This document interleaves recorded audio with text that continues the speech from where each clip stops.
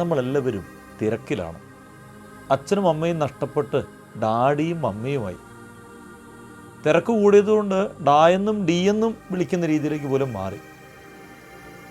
ഇതിനിടയിൽ ശ്രദ്ധിക്കാതെ വരുന്ന ചില വസ്തുതകളിലേക്ക് ഈ കാലഘട്ടത്തിൽ സോഷ്യൽ മീഡിയയിൽ വളരെ വൈറലായ പഞ്ച് നമ്മുടെ ശ്രദ്ധയെ തിരിക്കുകയാണ്.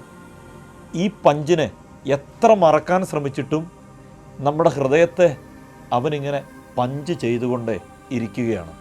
ജപ്പാനിലെ ഒരു കുട്ടിക്കുരങ്ങൻ്റെ ജീവിതകഥയാണ് ഈ കാലഘട്ടത്തിൽ വൈറലായിക്കൊണ്ടിരിക്കുന്നത്. ജപ്പാനിലെ ഇച്ചിക്കാവ സിറ്റിയിലെ പഞ്ച് എന്ന് പറയുന്ന കുട്ടിക്കുരങ്ങൻ്റെ ജീവിതകഥ നമ്മുടെയൊക്കെ കരളലിയിപ്പിക്കുന്നതാണ്. പിറന്ന പടി തന്നെ അമ്മ ഉപേക്ഷിച്ചു.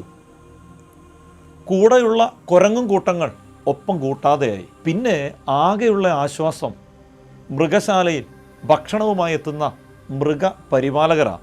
അവരുടെ അടുത്തേക്ക് ഒരല്പം സ്നേഹത്തിനായി പഞ്ച് ചാടിക്കയറുന്നതും ഒരു സുരക്ഷിത ഇടം അവരിൽ കണ്ടെത്താൻ പരിശ്രമിക്കുന്നതുമൊക്കെ കാണാം. ഒടുക്കം ഈ മൃഗശാലയിലെ ജോലിക്കാർ പഞ്ചിന് ഒരു ഒറങ്ങൂട്ടാൻ കളിപ്പാട്ടം നൽകുകയാണ്. പിന്നീട് ആ കളിപ്പാട്ടം പഞ്ചിന് എല്ലാമായി മാറുന്നു. പഞ്ച് പോകുന്നിടത്തെല്ലാം ഈ കളിപ്പാട്ടം വലിച്ചുകൊണ്ട് നടക്കുന്നതും ഈ കളിപ്പാട്ടത്തിലേക്ക് ചാരിക്കിടന്ന് ഉറങ്ങുന്നതും ആ കളിപ്പാട്ടത്തിൽ ഒരു സുരക്ഷിതത്വം കണ്ടെത്തുന്നതുമൊക്കെ വല്ലാത്ത നെഞ്ചുലയ്ക്കുന്ന ഒരു കാഴ്ചയാണ്. ഒരുപക്ഷെ സോഷ്യൽ മീഡിയയിലൂടെ പഞ്ചിൻ്റെ ഈ ഒരൊറ്റപ്പെടുന്ന വേദന എത്തിയതുകൊണ്ടായിരിക്കാം ഇന്നേതായാലും കുരങ്ങും കൂട്ടങ്ങൾ പഞ്ചിനെ സ്വീകരിക്കുന്നുണ്ടെന്ന് മാത്രമല്ല പഞ്ചിനെ ചേർത്ത് പിടിക്കുന്നുണ്ട്. പഞ്ച് ശരിക്കും ഒരു ഓർമ്മപ്പെടുത്തലാണ്.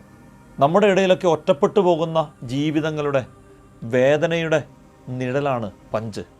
അതിനുമപ്പുറം അർഹിക്കപ്പെടുന്ന കുടുംബ ബന്ധങ്ങളുടെ സ്നേഹം മക്കൾക്ക് തിരസ്കരിക്കപ്പെടുമ്പോൾ ഉണ്ടാകുന്ന നൊമ്പരത്തിൻ്റെ കൂടെ ഓർമ്മപ്പെടുത്തലാണ് പഞ്ച്. നമുക്കൊക്കെ തിരക്കുകൾ ഒരുപാടുണ്ടായിരിക്കാം. പലപ്പോഴും ജോലിയുടെയും കുടുംബഭാരത്തിൻ്റെയും ഒക്കെ തിരക്കുകൾ ഉണ്ടായിരിക്കാം. പക്ഷേ നമ്മുടെ കുഞ്ഞുങ്ങൾക്ക് നൽകേണ്ട സ്നേഹം നൽകിയില്ലെങ്കിൽ അത് കിട്ടുന്നിടത്തേക്ക് തേടിപ്പോകും എന്നുള്ളതിൻ്റെ കൂടി ഓർമ്മപ്പെടുത്തലാണ് പഞ്ച്. പഞ്ച് എന്ന് പറയുന്ന ഈ കുട്ടിക്കുരങ്ങൻ നമ്മുടെ ഹൃദയത്തെയും കൂടെ ഒന്ന് പഞ്ച് ചെയ്ത് മാറ്റിമറിക്കട്ടെ.